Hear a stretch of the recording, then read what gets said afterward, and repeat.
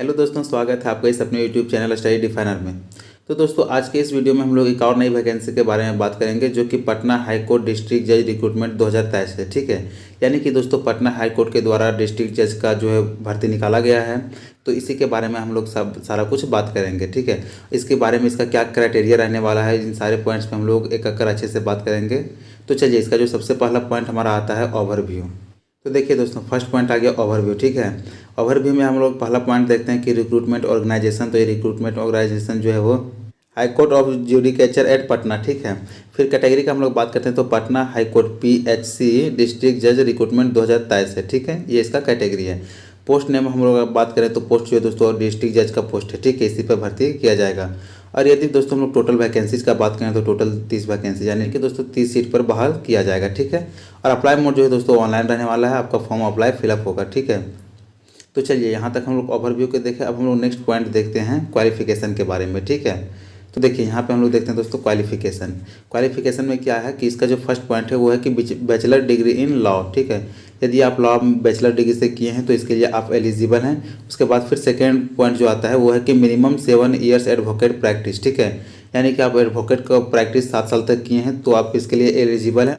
फिर third point जो आता है कि minimum 24 cases each year in last 3 years. ठीक है, पिछला 3 साल में यदि आप प्रत्येक साल 24 केस को सॉल्व किए हैं तो इसके लिए आप एलिजिबल हैं। ठीक है, तो यहाँ पे 3 पॉइंट जो दिया गया है, तो जिन भी अभ्यर्थियों के पास ये तीनों डिग्रियां हैं वे इसके लिए एलिजिबल हैं। तो आप लोग देख लेंगे, और यदि आप इसके लिए एलिजिबल हैं तो आप फॉर्म को जरूर फिलअप करेंगे। ठीक है, तो देखिए दोस्तों हम लोग यहाँ पे क्वालिफिकेशन को देखें। अब हम लोग नेक्स्ट देखते हैं एज लिमिट को। ठीक है, देखिए दोस्तों एज लिमिट भी बहुत ही इंपॉर्टेंट है, क्योंकि यदि आपका एज नहीं रहेगा तो आप फॉर्म को फिलअप नहीं कर पाएंगे। ठीक है, तो सबसे पहले हम लोग समझेंगे कि एज काउंट कब होगा। ठीक है, तो एज जो है दोस्तों 20/1/2024। ठीक है, यानी कि 20 जनवरी 2024 को आपका एज काउंट होगा। ठीक है, और इसमें आपका मिनिमम एज जो है वो 35 यानी कि 35 वर्ष होना चाहिए, और मैक्सिमम एज का बात करें तो वो 50 ईयर्स यानी कि 50 साल होना चाहिए। ठीक है, यानी कि 24 जनवरी 2024 को आपको कम से कम जो है आपका एज 35 साल होना चाहिए और अधिकतम आयु 50 वर्ष होना चाहिए, तो ही आप इसके लिए एलिजिबल हैं।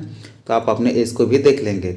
चलिए, इसके बाद फिर हम लोग नेक्स्ट पॉइंट पे बात करते हैं, और नेक्स्ट पॉइंट है इंपॉर्टेंट डेट्स। ठीक है, तो देखिए यहाँ पे हम लोग इंपॉर्टेंट डेट्स के बारे में बात करेंगे। इसमें जो पहला डेट हो अप्लाई स्टार्ट डेट। ठीक है, यानी आप फॉर्म फिलअप होने का जो स्टार्ट डेट है वो 22/12/2023 22 दिसंबर 2023 है। ठीक है, और लास्ट डेट ऑफ अप्लाई यानी फॉर्म फिलअप करने का जो लास्ट डेट है वो 20/1/2024 20 जनवरी 2024 तक आप फॉर्म को फिलअप कर सकते हैं। और इसमें एक और है कि लास्ट डेट अपलोड फोटो, यानी कि आपको जो फोटो अपलोड करना है वो फोटो अपलोड करने का जो लास्ट डेट है वो कितना है, तो 27/1/2024। ठीक है, आप फॉर्म को 22/12/2023 से भर सकते हैं, और जो कि 20 जनवरी 2024 तक भर सकते हैं। ठीक है, इसके बीच में आप फॉर्म को फिलअप कर सकते हैं, लेकिन जो फोटो अपलोड करने का लास्ट डेट है वो 27 जनवरी तक है, तो आप 27 जनवरी तक फोटो को अपलोड कर लेंगे। ठीक है, उसके बाद आता है दोस्तों एग्जामिनेशन डेट। तो इसका जो एग्ज़ाम डेट है वो नोटिफाई लेटर, यानी कि अभी इसका एग्जाम डेट आया नहीं है, तो जब भी आएगा आपको इन्फॉर्म कर दिया जाएगा। ठीक है, तो यहाँ तक हम लोग इंपॉर्टेंट डेट्स के बारे में भी देख लिए। अब नेक्स्ट पॉइंट हम लोग देखते हैं एप्लीकेशन फ़ी के बारे में। ठीक है, तो देखिए दोस्तों यहाँ से हम लोग एप्लीकेशन के बारे में देखेंगे कि कितना फ़ी रहने वाला है। ठीक है, तो यदि आप जनरल OBC से हैं, तो आपको 1500 रुपये का फ़ी पेमेंट करना पड़ेगा।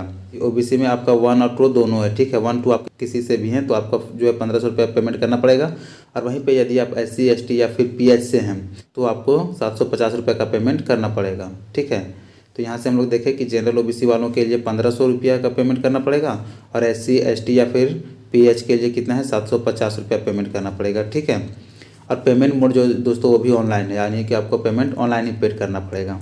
फिर चलिए नेक्स्ट पॉइंट हम लोग देखते हैं सिलेक्शन प्रोसेस। ठीक है, यदि आप इसके लिए एलिजिबल हैं, सारा कुछ आप क्वालिफाई कर रहे हैं, तो लास्ट में आपका आता है जो सिलेक्शन प्रोसेस वो किस तरह से होगा। तो देखिए फर्स्ट में आपका क्या है कि प्रीलिम्स एग्जाम होगा।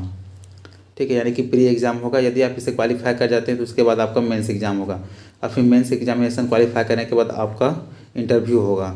तो फर्स्ट में प्रीलिम्स होगा, मेंस, और फिर लास्ट में इंटरव्यू। ठीक है, इसी के बेसिस पे भर्ती किया जाएगा। तो यदि आप इन सारी चीज़ को क्वालिफाई कर जाते हैं तो इसमें आपका सिलेक्शन हो जाएगा। ठीक है, तो दोस्तों यहाँ तक हम लोगों ने सारे पॉइंट को अच्छे से देख लिया और कम समय में ढेर सारी जानकारियाँ देने की कोशिश की, और उम्मीद करता हूँ कि आप लोगों को भी जानकारियाँ मिल पाई होंगी। और यदि आप इसके लिए एलिजिबल हैं तो फॉर्म को जरूर फिलअप करें, और वीडियो पसंद आए तो वीडियो को लाइक करें, चैनल को सब्सक्राइब कर बेल आइकन प्रेस करें, ताकि इसी तरह के लेटेस्ट वीडियो का नोटिफिकेशन आप लोगों तक पहुँच सके।